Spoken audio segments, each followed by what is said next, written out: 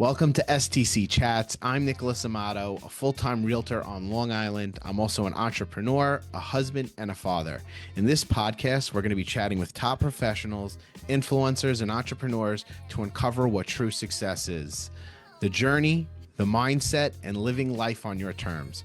So whether you are seeking your own version of success or looking for motivation and inspiration, join the conversation. Welcome to the conversation at STC Chats. Today's guest of honor is an expert in South Florida's luxury real estate market, Dovi Ettedgui. For over 25 years, Dovi has called South Florida home, turning that deep local knowledge into a powerhouse career. Since 2021, he's closed over $200 million in real estate and built a reputation for record-breaking sales across some of the region's most prestigious properties. Backed by Corcoran Group, Dovi was also named one of Hollywood Reporter's Real Estate Rising Stars.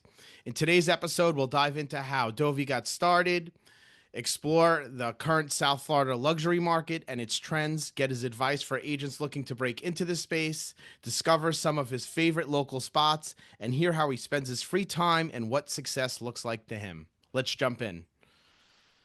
Welcome. Let's jump in. Thanks so much for having me. I really appreciate it. I got into real estate. And I can tell you, I focus mainly on Palm Beach County. That's where most of my deals transact. I have, 100+ million in active listings. Nice. So you service Palm Beach County. What towns are those? Or cities? So anywhere from East Boca Raton, call it, to Palm Beach Island, where I'm a big collaborator. So I do deals north of Palm Beach and do deals south of Boca, but my main focus is, anywhere from East Boca to Palm Beach and the surrounding markets, preferably east. I mean, I've sold stuff from oceanfront condos, estate properties to waterfront homes on the canal and open bay and, all in between, development opportunities. And so any type of residential, I live in Palm Beach County, so that's my primary focus, where I mostly sell. When did you start? What year? I got started in 2015? 2018. So 2018. How did you get started? I got started working with an auction company, very similar to, platinum auctions, concierge auctions, where they were taking these type of properties, $3 million plus homes, from, call it, Naples to Miami and just across the region of South Florida. And they would look at these homes sitting for, 9 months plus. They're not moving on the market and they needed a different approach. Maybe they were very unique type of property, or there wasn't a market for that kind of product, or it was just slower and the seller wanted to get out and they just need a definite sale. And so I was engaging sellers that were unsold before, and they, we felt we had a different approach to the marketing, and we had a whole campaign, and there were sealed bid auctions with reserve, without reserve, and all these different types of platforms that we were a different approach than a conventional broker. And that led me to learning all sorts of different kind of things in the marketing arena, as well as kind of get my feet wet, building relationships with all sorts of high net worth individuals. And then that led me to getting my real estate license in 2019. So I ended up joining Corcoran in 2019 after coming off of the auction company for about a year and a half. Now, when I got started with Corcoran, it was about, call it, the end of that year. So my first listing I got was October of 2020. I started getting a bunch of inventory from all the hitting the pavement work and hustling.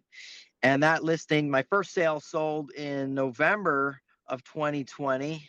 And that was actually my highest sale to date, which was close to 21 million. Nice. Was that a friend, or was it like, because usually your first deal's with like a friend or it was family? Not a friend. It was someone who had been on the market previously with a different company, and I had been collaborating with other top luxury brokers in those different markets, and timing lined up, and we just we ended up meeting with them, and they liked our approach, and they ended up giving us the business. It actually went under contract before we listed it. buyer backed out and we sold to someone else in 30 days. Now that listing's on the market for 285 million, most expensive residential listing because they have renderings of a new construction, 50,000 square foot home, Right. Ocean Theater Coastal, 4 acres in Nalpan. But that's where I got started, and that kind of took me off. But I got started with literally no connections, no mentors, no insights, no insight, and we had to start from scratch. Nice, nice. So that's interesting because, like I said, most people they start with most people start with like referral, like family, friends, or whatever. Um, so how did you basically started with the luxury market pretty much? Yeah, yeah. I mean, that's where I started. I figured, there's more upside. There's obviously it's more competitive, but the reality is could arguably be less work in some cases in some of these smaller deals. I mean, you're dealing with emotions.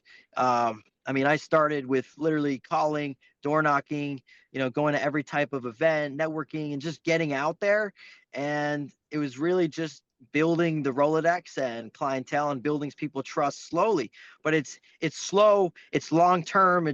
Doesn't come quickly, and that's why most people get out of the business because there's no instant gratification. It's very slow. You're building your name, you're building your reputation, and but consistent work, I mean, endurance is rare. And so that's kind of what I did the first couple of years was endure, no commissions, no deals, but I was waiting out for obviously the big ones that I was getting because that's what I was going after. I was focusing specifically on the luxury market, to your point. So you really, I mean, you have a history before of dealing with real estate sales, but Right. 2019 is kind of when you really became an agent. I mean, you're kind of Like crushing it. I 2020, mean, was 2019. it Right. 6 years? Like 20, I'm terrible at math. It's been 19, like 20. 6 years or so, That's like five, that's 6 years. Yeah. that's insane. That's really Yeah. great.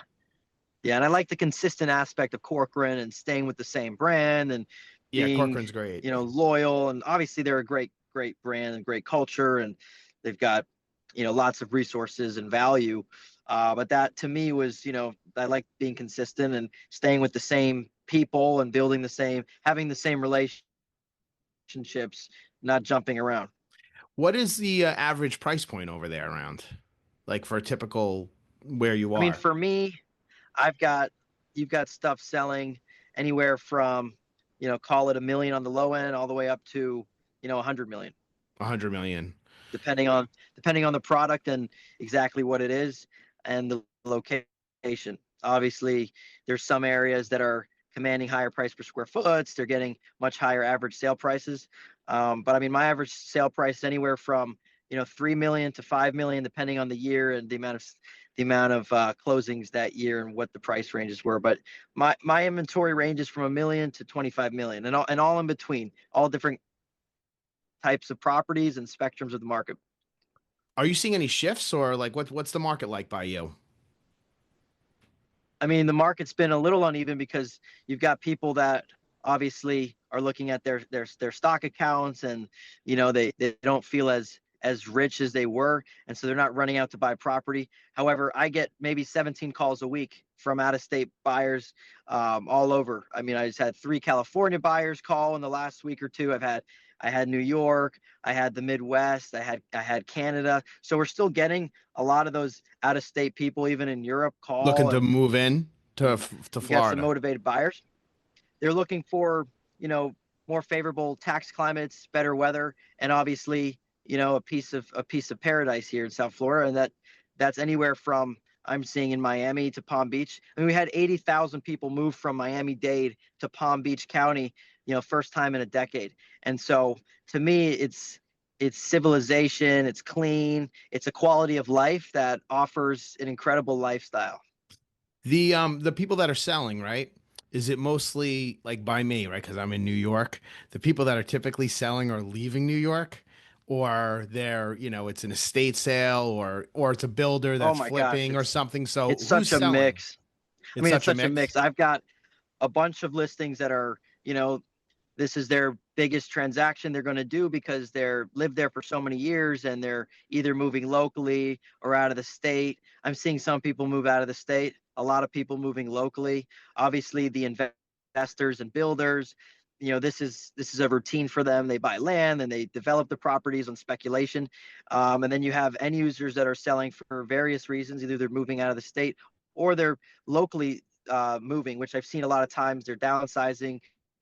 Maybe they're going to a condo or they're leaving a condo and they're going to a house. They're changing lifestyles as far as, maybe waterfront to oceanfront, or, going to inland, or they want a newer home. So you see all different types of sellers, but I would say it's a mix. It's definitely a mix of people staying local and downsizing or going, relatively close by, or you've got people going to North Carolina and, all these different states because of the Right. lower taxes or family purposes. They're going to be closer to their families. So it's really a mix, So but there's for a lot of development.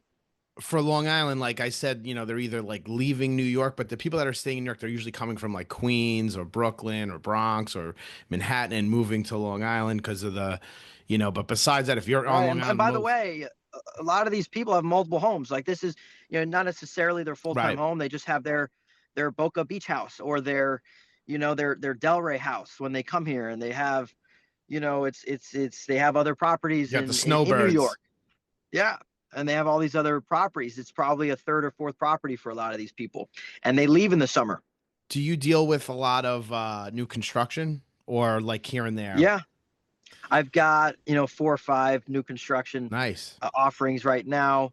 Some are developers, some are just people that, sellers that want to sell, they're moving. So yeah, I've got a decent amount of new construction right now. What's trending, like style wise? Is anything like kind of out of the I mean, ordinary I that can seems tell you the smart home aspect is big, having efficiency. Like I go in some of these homes and everything's set up so easily. You click a button and everything goes. You've got Sonos speakers everywhere and all this smart home technology that people really like. You also got designer finishes that we're seeing are a big trend. I'm seeing a lot of people do the hardwood look on the floors, the layout, having really cool, design aspects. Maybe it's the fireplace or a detail on the ceiling with wood columns, and just there's all different kinds of trends. But I can tell you this, the efficiency and effortless living type of vibe is what's trending right now. right. Um, with the new construction, are you mostly dealing with like condos or single family homes? What are you typically dealing with? So I've got a new construction building that I have a listing in that offers incredible amenities. People buying there for the fact that you've got, every type of amenity from co-ed spas to, golf stimulators and, resort style pool and baki and, all this outdoor entertainment and dog walk park, and just, it's a lifestyle. You're walking to everything. And then I've got new construction on the barrier island walking to the beach where, and then I've got something in Del Rey. It's a boutique builder. He does only a couple of years, so all the craftsmanship is high quality. He's putting in Wolf and Sub-Zero, and the ceiling heights are incredible, and it's got a lot of detail, extremely private, glass office look, and just, all that kind of things that people want. I mean, people want things turnkey. They want Yeah. things ready to go. They don't want to worry about anything. They want everything done. They want to move in with their toothbrush. I mean, I'm also having a lot of buyers that are looking for value add. They don't want to pay for someone else's work. They'd rather do it themselves, go through the brain damage, the time and energy, but get it, cohesive to their preferences and have something that not only is what they want, the way they want it, but they have upside. They can go and resell it if or when they do, and have more, there's more value in that, in the unrenovated product. Where So I'm seeing both. People are looking for value.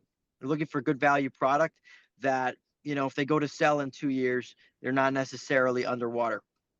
Now, when you're dealing with the luxury, I mean, what would you consider what's considered the luxury market there? Like, some people like, oh, 2 million, 1 million, or is it like 5 million up is kind of like, what's the I luxury would market say over there? like 2 million plus is luxury. I think you know, 10 to 20 million plus would be ultra luxury. The 2 million plus, because you always hear, because I talk to a lot of people, but HOA fees and stuff like that. Do they care about that in the 2 million plus price point, or they don't I mean, factor in as much? they Because I know do. home insurance is also like a big thing going on right now over there.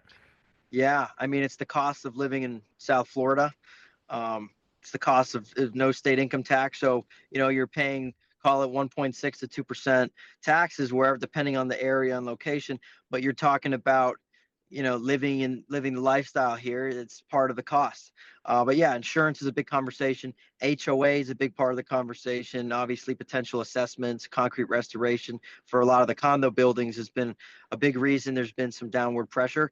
But a lot of the newer buildings, like that are brand new pre-construction that are selling out, those are doing well because they don't have any issues with those older buildings, All and right. they offer a lot of amenities and value and incredible features, and so people are looking for that.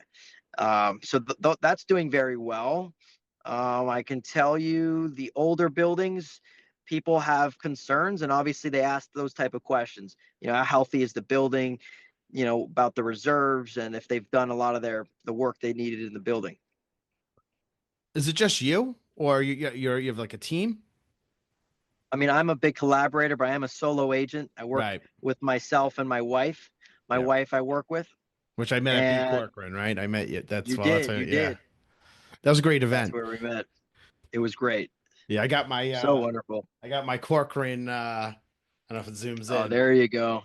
Did you get Your one of those? Scottsdale cup. I Yeah. do have it. Um. So your wife though, she like act as like your assistant kind of, or she's very much involved she on the day to day. she handles, I mean, it's a combination of collaborating and controlled chaos. Right. And the clients benefit tremendously, with the two of us, because we complement each other in complete opposite ways. So I'm handling the negotiations and pricing and getting inventory and positioning and being in the front row and handling a lot of that, and she's in the back end getting all the non-glamorous things done that is overlooked, whether that's a marketing piece, a design. She's got a really good eye for design and making sure that things get done, and having those two eyes on everything is very efficient, and it keeps everything tight. And so it allows me to continue to do what I need to do to continue to get more business while everything's handled seamlessly. So it's a great system that works really, really well. It works, and we complement each other in totally different ways. What she's good at, I'm not. What I'm good at, she doesn't like doing. So it's like it's a perfect Per- mesh to make sure Perfect. everything gets done smoothly. When did you bring her on? She was actually in real estate before we got married, and she was with Douglas Elliman for a few years, and she was working with some of the top agents in the country and learning everything and doing a lot of And then all she of those married the top things. agent. Right, right. So I mean, she was handling everything from critical dates, contracts, listing agreements, handling showings, just dealing with different things, all well-rounded in a lot of different things. And so she helps with a lot of that back end stuff to keep everything moving. And you said you collaborate with, I guess, other agents or, I do. I do. I'm a big collaborator from day one, because I have a lot of connections in different markets, and I'm focused where I am. But I'm not going to lose business because I'm not driving there. But if I have, good relationship, I'll put a top broker in that market and collaborate with them, and they're getting the best possible service. I'll still deal with them, but there's a team handling boots on the ground and making sure that we're not spreading ourselves thin. It's actually a very effective model, that works well for me because it allows me to focus on where I am, yet still kind of collaborate and benefit from those other transactions. nice, nice. What are some tips or advice you have for, because there's gonna be some agents listening to this, uh, aspiring agents, right? To take on what you take on. You have any like tips for them or advice? Where do I get started? Yeah. There's so much, but I think the first step is getting out there and learning from someone who's done it successfully, getting around them, being with them, seeing how they operate, how they maneuver, what their calls look like, what their day to day looks like. And everyone has a different style and different method, you know, and the method to our madness works for us, and we do things a certain way. And that's the best way for someone to learn, is by being out there and starting to do it. And I mean, I have a course I'm going to be doing to later this summer that's going to help people kind of get the A to Z from getting started to start getting a successful business model. And there's a lot that goes into it, but the first step is buying the course, obviously, and then it goes through everything needed. But I mean, learning from someone who's successfully doing it is by far the most important, surrounding yourself by them. And then defining your market, knowing where you want to sell, know everything about it, build relationships there, know it like no other. And then, start building your name, your reputation. And I mean, there's a lot of items, but I think the biggest thing that a lot of people don't like hearing is, I'd rather get a piece of a deal than no deal at all, because I didn't have any credentials or anything like that. So when I was first starting, I collaborated with several top brokers, and I was learning from them, watching them. I was benefiting on the deals, yet also involved in the deals, and that built my track record. It built my um, who I am, and it teaches you a lot of things. So, and sometimes you wouldn't have got the business most of the time. You're dealing with, in the luxury market, very competitive space. You're competing with a lot of different big dogs, and they're not going to trust someone who's brand new. I don't care if they love you to death. This is an asset. They want the least that can go wrong. And if you don't have the track record, you don't have the market knowledge and just the experience that people want to trust you, you're not going to get it. So you might as well bring a top agent in that market. For me, it's East Boca, in that kind of area. And if not, you want to collaborate, because again, you'd rather get a piece of something than nothing, because you weren't going to get it all. So don't be greedy. And, you know, that's going to help you a lot, because you're not only going to learn when you collaborate, but you're going to start building your track record, where now you can go out and, you have more experience. The more balls in the air, the more you're learning, the more things you're picking up. Every deal is so different, but you're picking things up. The more you transact, the more you learn. And then that's how you kind of get involved. But you got to collaborate with bigger talent so that you could at least score the business, which is the most important. If you're not getting the business, you need listings to last. And so the focus for me has always been listings from day one, and targeting the luxury market so that you could engage with these sellers and offer value so that they could, trust you, so you can do a good job and get it sold. I mean, we've built a track record around selling things that were previously unsold or expired, and we come up with new strategies.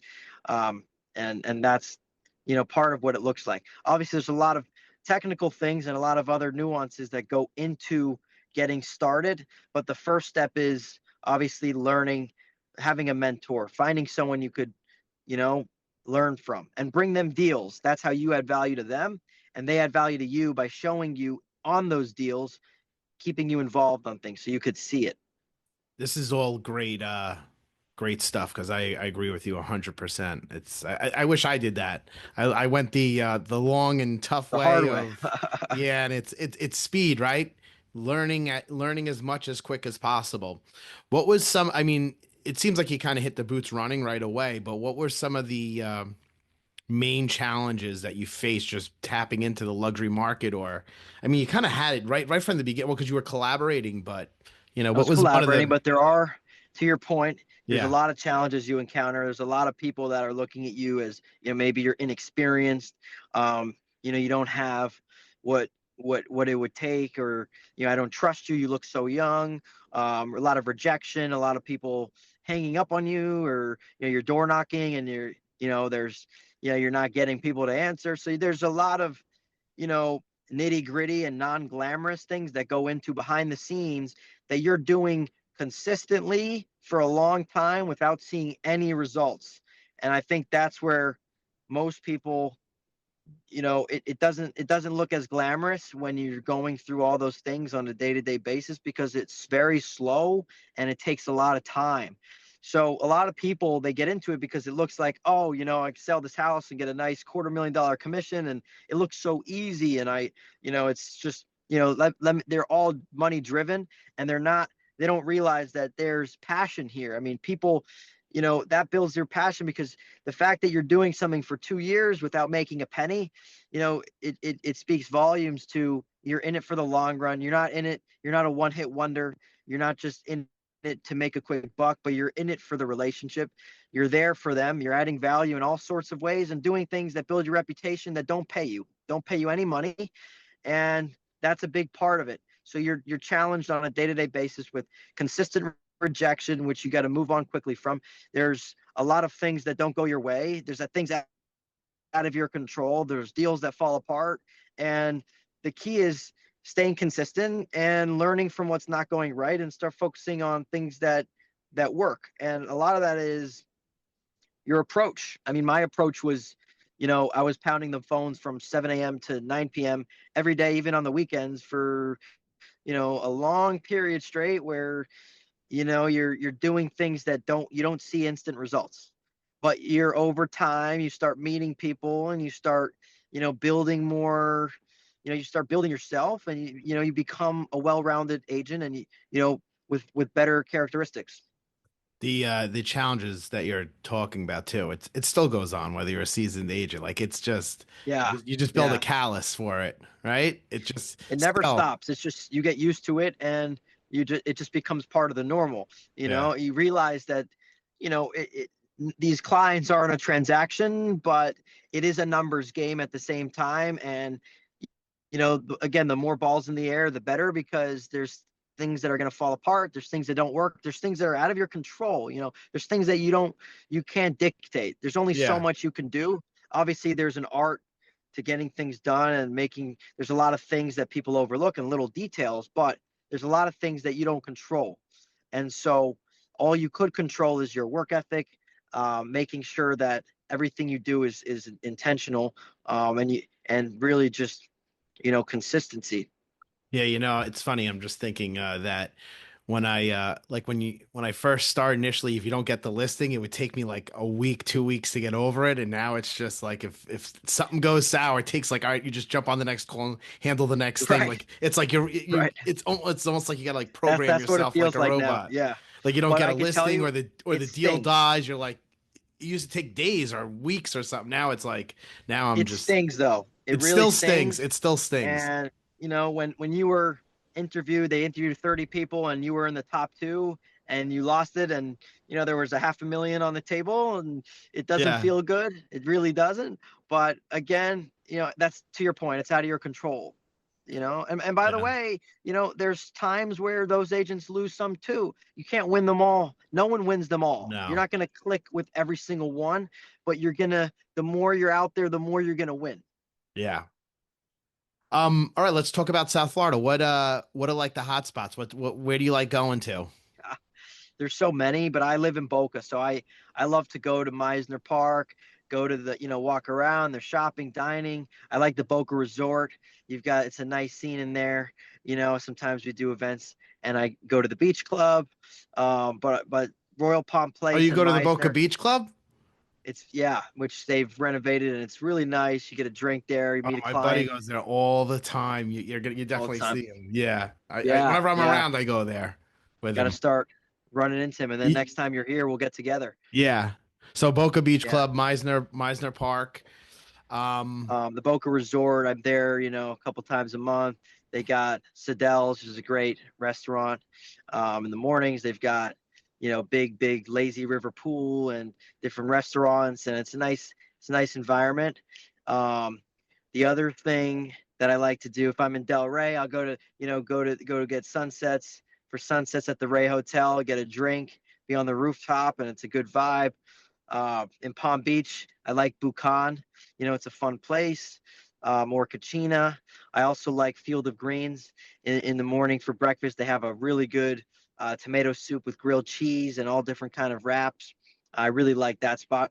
Obviously, I like my morning Starbucks coffee, which is always a go-to. We've got many places to go for coffee. You got so many different places, and there's lots of parks. You got Gumbo Limbo, you've got executive oceanfront golf courses, and you know, snorkeling and beaches, tons of beaches and parks, and it's just an incredible lifestyle with all really nice people. I like the quality of life. It's very clean here. You know, there's lots to do, yet you're literally in between Palm Beach and Fort Lauderdale. So, you know, you can't go wrong. I was in Miami like a couple weeks ago, and the amount of building that was being Yeah. done there, is that over there too, or no? Not as much. You have a lot of new development coming Yeah, along, especially in West Palm, like Forte, Glass House, and different building. Glass House is in Boca, but the Flagler House in West Palm, and um, Miami is more overbuilt with condos. Like Sunny Isles Beach is, there's only like maybe 5% of single family. There's a little section of single family homes, but it's majority condominiums on the beach. right. And that's what it is. It's overbuilt with condos, which is not a bad thing. It's just that's the lifestyle there. There's a lot of people. Like I said earlier, moved south to north, and we're seeing a lot of traffic from Miami coming to Palm Beach because to get away from the traffic and all of those things. Yet Miami has a lot to offer in a lot of ways, um, you know, and for so many reasons. But for me, I grew up in Boca, so this is my home, At and it home. works better for my lifestyle. It's a slower pace, yet you can still go out and do things. You can go to the mall, a little more central, and you got meat market on Wednesday nights. Friendly with the owner, we go and we spend time there. You've got other restaurants there. They just opened up a Motec, and they got El Camino, and all these things evolving where they're building up these things. So I think that despite the despite people thinking that there's going to be a big recession and there's major downward pressure, I think being properly priced is extremely important because that's going to put you in the best position to have a good shot of selling, and people are looking for good value. However, the inventory is relatively lower, and I'm still getting so many calls from people coming here, and they're getting out of other areas, and they're your areas and California, and they're coming here, some full time and some seasonal. Now going back to the price, you're saying like pricing it right, which I think that's across the board everywhere. You got to price it right. But what are you seeing as far as days on market? Obviously, the Days on higher the market are number, high. right? Well, it depends on the area. There's some areas that have a lot of inventory, and days on market are 8, 9, 10 months on the market because there's so much competition.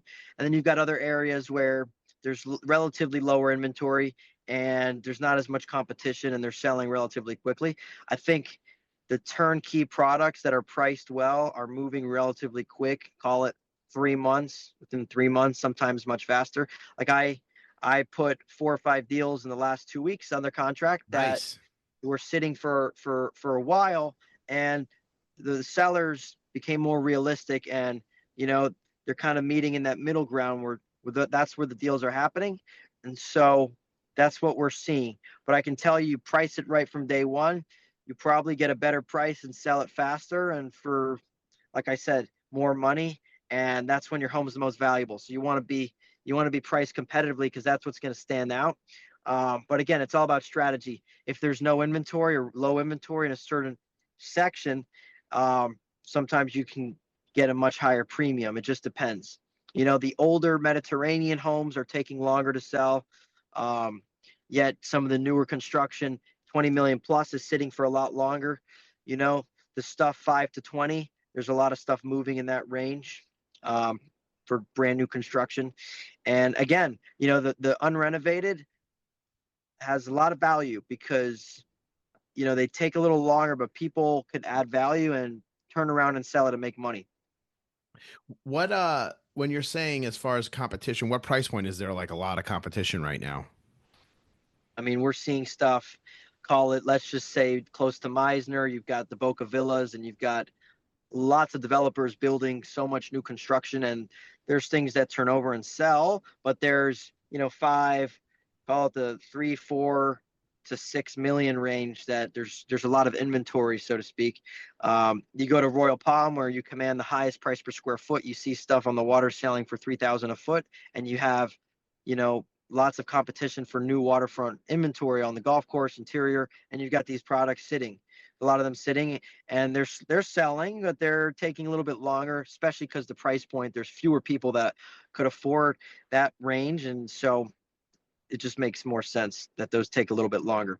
What I mean, if you were to go before COVID in 2019, before any of the frenzy, things were sitting for a long time relatively, and things went up very fast. And so now sellers are still playing Monopoly. They still have a lot of upside. We're not in the frenzy anymore. And so, there's a balance there. But if again, there's still demand that's just, you got to be strategic about it. now let's talk about you a little bit. All right. So we talked about the real estate, but you're There's a lot more to probably, cover, but yeah, there's we so could much. could always, yeah. We could always hop back on and do this another time too. So I imagine you're constantly grinding. That's the impression I'm getting. And you're Yeah. also, it's also that you're working with your wife, so it even, there's got to be like a fine line where it's like, all right, let's change gears here. So what do you do outside of work? On a day-to-day basis, I get home, call it 9 o'clock, finishing up a bunch of things and, likely still working. I think I'm addicted, and it's, I don't like to say workaholic because sometimes it's just more work and not necessarily effective. And, you want to have some sort of, wife time and all of that. But we love going to, on the weekends. I walked this past weekend all over Boca. I went to down by all the way in the southern part of Boca. I went to the park there. I went to the beach. I walked around. I went Lake Boca where all the boats hang out, and so that was really fun. And then there's so much to explore. So I really got in my exercise, since during the day to day there's not as much time to move around. So if I don't get in my workout, on the weekends I like to go to the beach, go walk around, do fun things. There's a lot to go to, so it's a walkable town where I am. I'm very east, in between the beach and Meisner, so you go to restaurants, you walk around. I don't play pickleball or tennis. Sometimes I play golf. Yeah. Uh, but I usually go on the golf cart and drive the client around, and sometimes I'll swing and, almost hit someone in the head with the golf ball. But it's a good vibe and scene. Yeah. I'm not a big golfer, but I do it periodically. Um, so there's that. So what do we cover? The beach. We covered periodic golfing. Golfing. Uh, That's what I I do love too. food. I love food. I Yeah. love eating. I love going to all different types of restaurants, sushi, uh, steakhouses. It's just so, like, I love food, pasta, Italian. I love food. So I'll get General Chow chicken one day. I'll go get steak. We'll go get, my wife loves sushi. So we'll go to different spots. Sunset Sushi, Alley Cat's really, really good. Um, you've got a bunch of Italian spots and meat marketplaces. So that I really like to do. Sometimes we'll go shopping, do little things, but for me, it's really traveling, and, not like traveling for months at a time, but I like going out. I went to California the other month. I saw a bunch of clients, and, that was right after Scottsdale. I'm going to Florence for a little bit in the summer when things are a little quieter here. So I really like traveling. I love food. I love food and, wine, and, you know, building relationships Red with or different white? people and going out. And I'm a big red wine guy. What type of red? I've got this Cabernet imported from Israel that was been sitting for like 2 years, even over the war, and it goes to a charity organization. All of the money, but it comes back, and you can't get them online because they're so good, and there's just takes a long time. But I have clients that call me, where did you get this? It's so good. And I give it for clients for closing gifts, and it has my label, Dovi Ettedgui Luxury Real Estate, won't sleep until it's sold. And it's just such a good wine, and so it's a red Cabernet, and it's, this delicious, like $100 a bottle, and there's just, you can't get them because they're imported from the out of the country. Do you feel that because what's your wife's name? I don't think we covered what Her name's Shay. Shay? Yeah. So Do you find it hard to like change gears?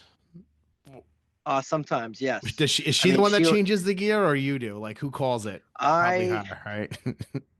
I like to take initiative because I love my wife, and obviously, wife time is very important without work. But she wants to sometimes throw my phone away, and other times I do it on my own, and I put it aside. But again, I'm addicted to just getting things done, and there's a lot to do. So a lot of the time I'm out for a while, but some days we'll just spend the day together. Go to West Palm Beach. Go to Pura Vida, walk around, spend time together, do things, and I dedicate that time with her. And other times it's the complete opposite, and so it really just depends. I mean, I do my best. Do you take a day off or no? Like, because I don't have any day off. I know some people have Right. like a set day to take off. Saturdays I don't work. Okay. So obviously there's the Sabbath, but I dedicate that day to just, go down to the pool, in the building I am, and you see a lot of people, and you go to the beach, and I just dedicate that time to family, my wife, you know, like it's No almost like church, electronics? just like church day basically on Sundays for people. I don't touch my phone. I don't Right. look at anything. If there's emergency, I have help that I plan beforehand, Right. and most of my clients, they prefer some notice, at least 24 hours. So I usually Right. don't miss it because I'm Friday night, I put it down. Saturday evening, I pick it back up. And then Sundays, I'm on the go. I'm showing, I'm in open houses, I'm on appointments. So it's just Saturdays, the one day I'm not there, and I It's have a a nice thing to team in the back end that helps me. But yeah, it's it's nice a to get nice that. thing to look forward to. Yeah, I wish I got to implement something like that in my own life. Now, the time we've been on this call, I've had 4 calls. I've had many emails, counteroffer come in, and a bunch of texts. But I'm so happy sometimes to just let it sit for a little bit, Yeah, because it's overwhelming sometimes when you're just I all know. day long. You're just dealing with go go go go go, and like you said, you don't have time to think about other important things. So I love to go to my family a lot. I spend time with my wife's family a lot. We do those things. But in the day to day, sometimes you know how it is. You have a lot of flexibility in this business, but when people need you and there's things that come up, you got to drop it and do it. So Right. it just depends. Like, you always got to be available. I pick up the phone at 11 o'clock sometimes, and I'm talking to people, and I'm picking up my phone on a Sunday, and I mean, talking to people all the time, and Yeah. people, they're like, wow, it speaks volumes. Obviously you're hungry, and you're there. I don't like to take off because I don't like not being available, because you never know when opportunities come, and I always respond fast and efficiently. So that's something that I can never just, Saturday is like the one day, and then I have major anxiety that night looking at everything that come up. Yeah. Anxiety creeps in when But you're it not. but I Yeah. got used to it. I got used to it a little bit. Yeah, Obviously, it's it's tough. it's I got two more questions for you, and then we'll wrap it up. But so I ask everyone that comes on this little podcast of mine. So what does success look like for you? for me, it's really just being being efficient, and reaching your full potential in all aspects. I mean, from a health perspective, from your family, from your business, just being well rounded, and elevating yourself to consistently grow in all those different ways so that you continue to get better, but in all areas. I'm addicted and obsessed, and passionate about working all the time to build, build, build. But I also want to be a good husband, father one day, and good family member to my siblings and to my so spiritually to God. I'm talking to him. I've got a good relationship with God. I've got a good relationship with my family. I'm healthy. I eat well. I like to move around a lot, and continuously grow in the business realm. So for me, it's being, again, getting close to what I have, my creator, being close to the people that matter most to me, being a good friend to my people, uh, being a great broker to my clients, taking care of them, making sure that their goals are met first, and delivering the results that matter most to them. And that's my driving force. That's what makes me feel good. When you bring in a client a great offer, and they're super happy because you didn't even list it yet, or you're just over delivering, and you're doing things that are creating success for them, that ultimately ultimately, not only helps you, but it builds who you are, being a good person, being well-rounded, doing the right thing always, and having complete integrity, always doing right by people.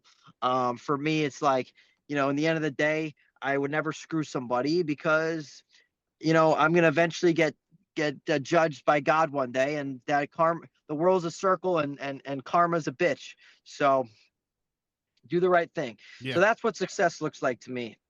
I mean, despite the market, despite any of those things, there are still a lot of things happening, and there's a lot of things in your control. And so it's all about just making it happen. I've got a PhD in MIH, just make it happen. So, that to me is just success. Get it done. That's a great mindset. So how can they contact you? I What's meet the with best way to anybody contact you? for coffee or any questions or talk about anything. Feel free to call me on my cell. It's got my 561 number. So 561-900-8395. Or you could message me on Instagram. That's how I met my best friend and my wife, through DMs. They DM me, and that's how we connected, and wonderful things happen there. So if you want to learn more about the course coming out, details on that, or how to get started, or have questions in general about anything related to anything real estate or personally or whatever, they can do that. That would be the top two. I'd say Instagram I use the most because I'm frequently on there. Text messages or calling are all fine with me. All right. Listen, thanks for coming on. It was when I met you at B Corcoran, I was like, I gotta have this guy on. He's a charmer.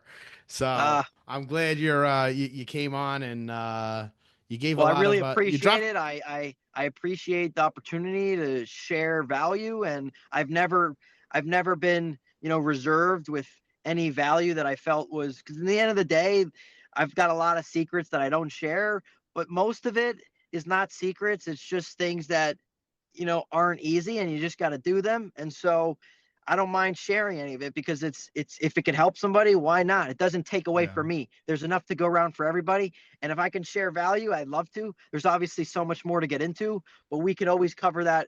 Like you said, if someone wants to reach out.